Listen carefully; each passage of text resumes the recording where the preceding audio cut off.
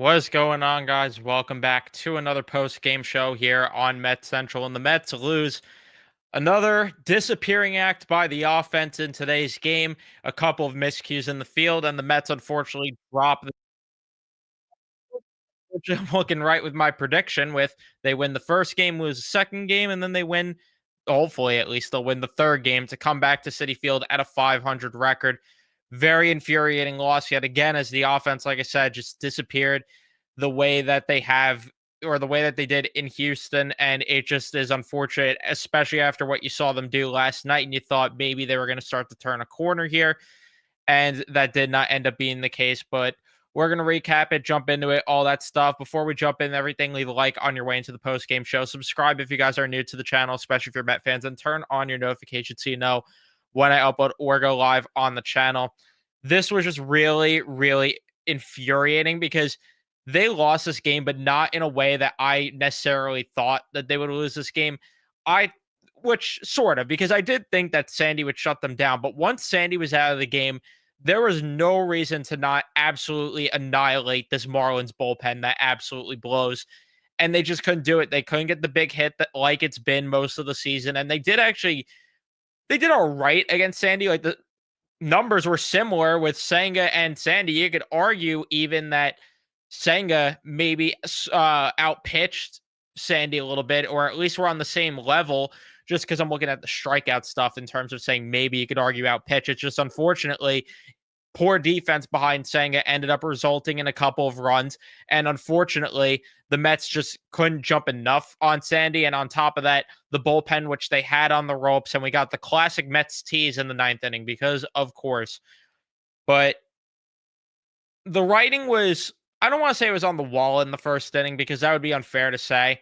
But it was just infuriating that we got the Carlos Carrasco-esque first inning from Kodai Senga, and that's kind of who he just is at this point. They were mentioning on the broadcast how he's got a near 5 ERA in the first inning, and after the Mets just 3 groundouts in the first inning, you have that double from Xavier Edwards, and then you have the home run from Kyle Stowers to end up giving them a 2-0 lead. Senga just threw an absolute meatball of a four-seam fastball right down the dick. He works out of the inning, and you know what? Credit to the Mets offense a little bit there. Brandon Nimmo, at the very least, who responded with a home run of his own, which was nice to see. And, Brandon Nimmo, my cleanup hitter, right? It was nice to see him, though, get that home run there, and the Mets actually respond. I would have liked maybe a little bit more from the order behind him in Vientos, Winker, and Torrens, but unfortunately, beggars can't be choosers there, right? And after that, though, after that first inning, Senga really settled in nicely. He had 2 strikeouts in a row in that second inning, and then Lindor with one of his first, unfortunately, errors. Luis Torrens behind the dish throws a guy out like he does as per usual. And the third inning, the Mets tie this game. You have Luis Angel Acuna that gets that double. And remember that double later on in this game because that is going to be key with one of my biggest issues that happened down the road in this game.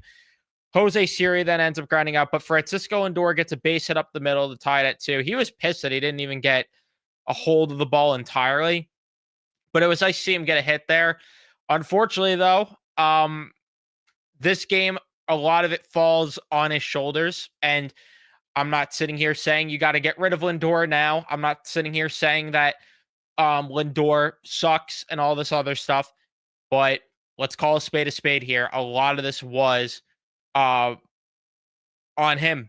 A lot of this was on him tonight, unfortunately. And then Juan Soto ended up lining out. You have that stolen base, Alonso ground out, but Senga strikes out the side in the third inning, and the Mets go down in the fourth. But this is what was really infuriating because Kodai Senga gets that ground ball to Lindor, which is usually a routine, just absolutely routine play there for Lindor, and ends up being an error, unfortunately, as he boots the ball there.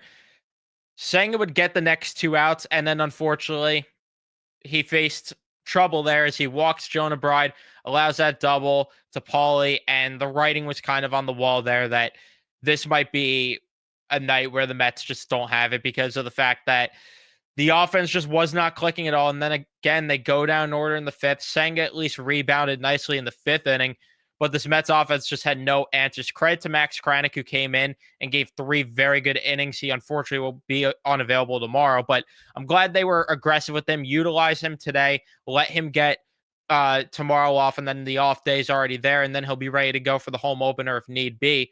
But it's just really infuriating that you get 3 good innings from Max Kranick, hitless innings, and the offense just has no answers. The only thing that they had was that single from Winker in the 7th inning. And outside of that, the 9th inning, we got the typical Mets tease. You had Juan Soto, who walked after Alonso hits into that force out, which was a routine double play, which went their way because of the fact that the ball was, I forgot if it was overthrown or just got there late. Might have been both. Either way, Brandon Nimmo gets that single, and then Bender comes into the game, gets the next 2 outs. It's just, this offense continues to have them on the ropes at points, and they just don't get it done. But there were times where they were a little ugly, the at-bats during this game. Like, I'm not going to sit here and say, compared to Houston, where I thought at least there was a lot of competitive at-bats, there was just really nothing here. And, Juan Soto, unfortunately, what was that, his first hitless game as a Met? It's going to happen. I'm not mad at him. The thing, though, that I want to get annoyed about, though, why the hell did Brett Baty pitch hit in the 8th inning? Is that why they lost the game? No. Why the hell did he pinch hit in the 8th inning when Acuna was playing good defensively, had the double that he did earlier in the game against a right-handed pitcher? Why is Brett Baty in the game at that point? I don't understand that at all. And he did the typical Baty thing, which was ground out. I just can't wrap my head around that decision at all. But again, that is not why they lost this game. This offense just did not produce at all. They had pretty much nothing. Terenzi thought maybe had a home run at one point. Vientos could have maybe had an infield hit if he was busting his ass out of the box on one of those ground outs there. I mean, Brandon Nimmo was the only one to have a multi-hit game, and you just didn't get enough at all from this offense. You just didn't at all. 1 for 5 with runners in scoring position. Not enough guys even on the ponds at all in this game. And then Lindor's poor defense, 2 errors, both of them on him.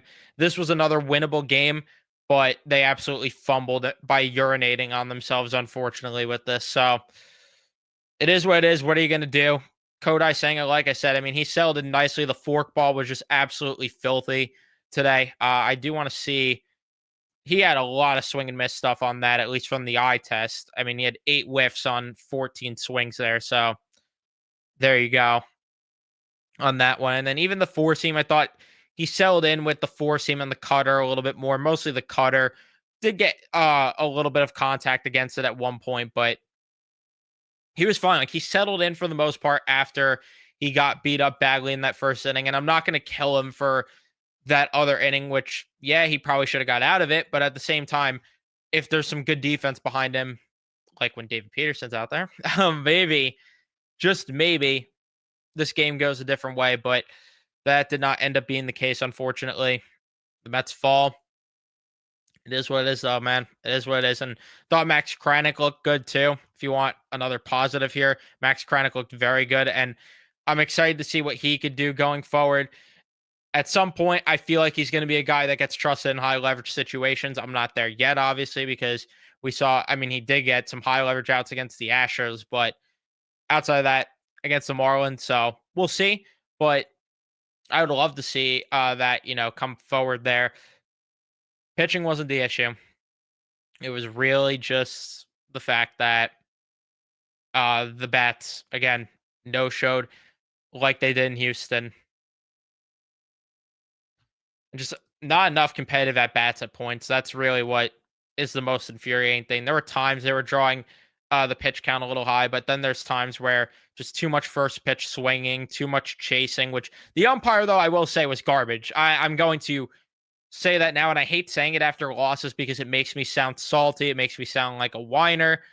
And I'm not saying, again, that is why they lost. I want to make that very clear. That is not why they lost. But the umpire was garbage behind the plate tonight. want that to be well known. I can't wait to see the scorecard for the tomorrow because at least from the eye test, brutal. Just no consistency at all. None.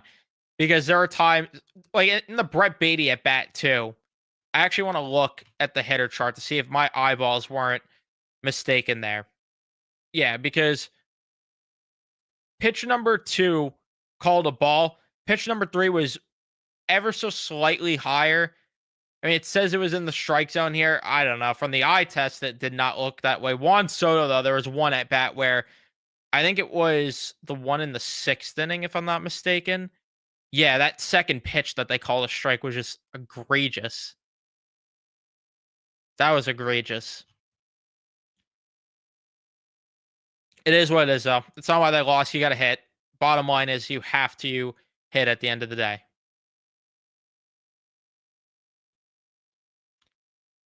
So, yeah.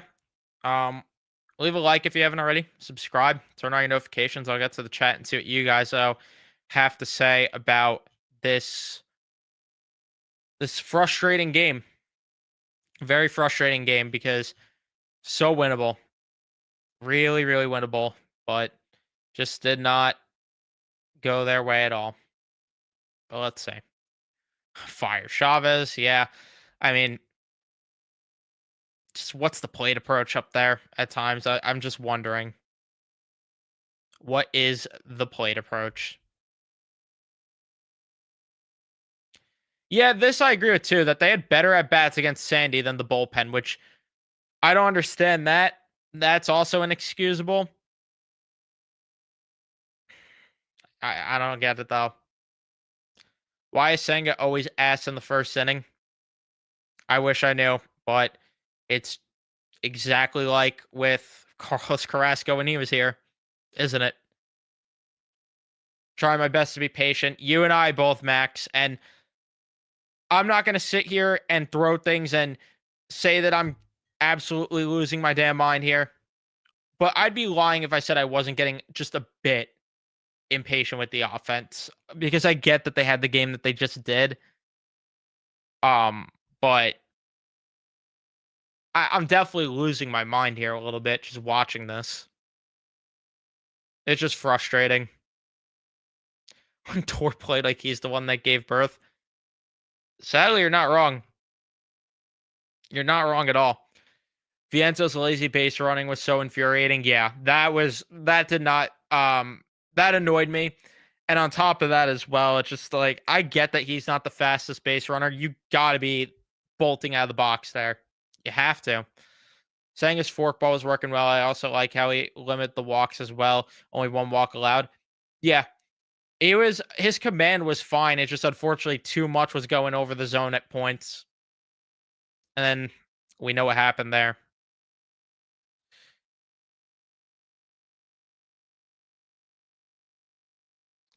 Like we discussed on the last pod with Vianta struggling at the plate, maybe they move him into the 2-hole and give him the protection of Soto. I genuinely think it might be the right idea at this point. Again, I don't want to sit here and say on April 1st that they have to make a lineup change. And I'm not saying they have to right now because at the end of the day, it's April 1st, right? Like it is what it is. Give this offense a little bit more time maybe with this lineup. But I will say the more that this goes on, and if this continues to be the case for another 2-3 weeks, I think you got to consider switching the lineup there. Again, even though they were so good in the last game, there's more games, 4 out of the 5 games, they're hitting poorly. So I wouldn't hate the lineup change though if they went that route. 5 through 9 is brutal. I can't disagree there. I can't at all. I mean, even Winker too, who had a lot of good at bats last year. I feel like he's more jumpy right now this year. I don't know if I'm wrong about that one. You guys could tell me if I'm off base there. I feel like Winker isn't I'm trying to think of the word that I want to use here, but I don't know, as patient, not as locked in. I don't know. Either way, I feel like Winker is unfortunately a little jumpy at the plate too. And I agree with this that the pitching, as long as it's good, the bats will come around. I agree there. It's just definitely concerning that the offense is showing signs of what they did last year in terms of being Jekyll and Hyde, which reflects on the hitting coach. That definitely reflects on the hitting coach.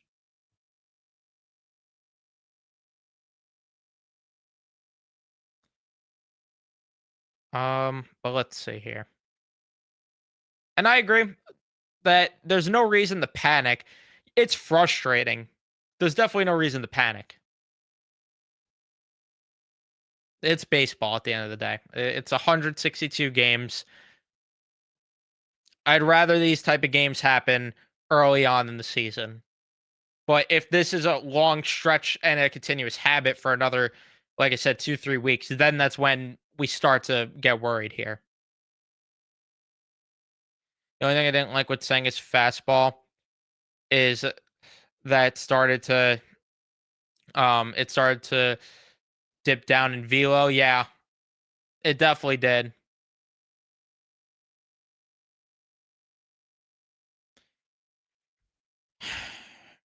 It's unfortunately concerning there. But if he could beat them with the off speed stuff, yeah, I mean, it's not a must. You can't say really a must win in April, but I agree that it's a can't lose. Not a must win, but a can't lose.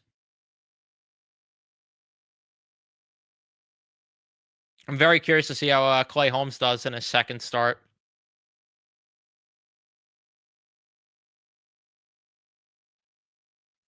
Yeah, I 1,000% agree with this. They were too jumpy versus the bullpen, too much first pitch swinging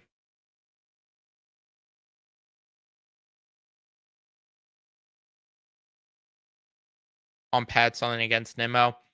The ump was just terrible in general.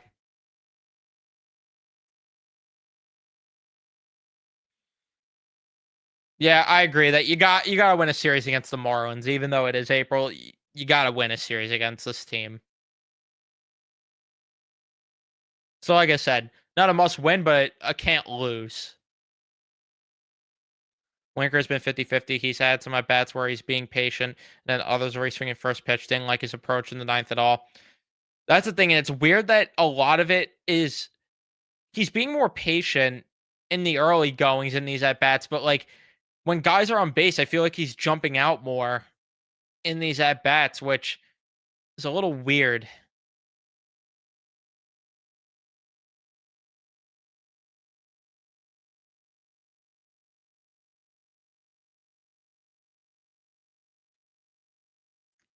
Yeah, the bullpen does look really good right now.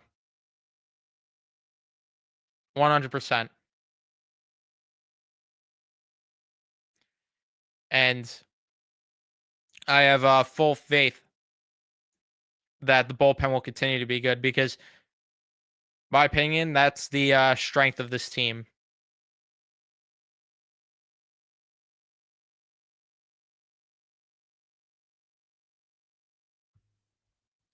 Yeah, I like Acuna's play too. That's why I don't understand. I really don't get why they ended up going with Beatty in that spot late in the game. It's very puzzling to me still. I'll start to be concerned if they don't get it going at home. Hopefully, playing in city in front of the fans get them going. That I agree with too, and especially because of the teams that you're playing, like the Blue Jays. Those games are all high scoring right now. Like that's a pitching staff that you probably should be able to jump on, and then the Marlins again. So, and then you go to a minor league ballpark. So they need to start getting it going here. And I agree with this too that Acuna definitely looks more confident where Beatty's looking a little starstruck. It's really infuriating that Beatty just it's the same conversations with him. Mania setback hurts. Yes, I'm very upset about that as well, which I forgot to mention. We'll go more in depth on the podcast, but unfortunately, Sean Mania with the setback.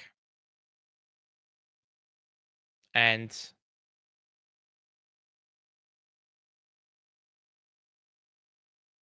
yeah. It will be another 2 weeks, I think. They said he shut down for. Sorry, I was trying to find it. Yeah, 2 weeks. He had a shot for to try and help him with that lat, but we'll see if it's quicker. We'll see if it's longer. Hopefully, though, it won't be too long of a setback. But lats are always tricky, which is what scares me. All right, I'm going to wrap it up here. Thank you, everyone, for tuning in and watching. Leave a like if you enjoyed. Subscribe if you guys are new to the channel, especially if you're Met fans. Turn on your notifications so you know I upload or go live on the channel. And I'll see you guys in the next one.